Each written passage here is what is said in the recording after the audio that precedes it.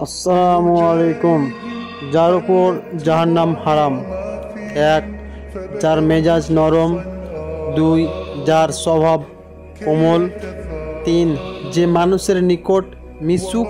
এবং 4, যার আচরণ সহজ সরল। তিরমিজি হাদিস।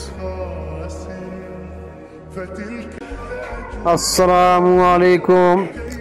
রাসূলুল্লাহ সাল্লাল্লাহু আলাইহি সাল্লাম বলেছেন, তোমরা সাদা রঙের পোশাক পরিধান করো, কেননা তা অধিক পবিত্র ও উত্তম। আসসালামু আলাইকুম। বিসমিল্লাহির রহমানির রহিম।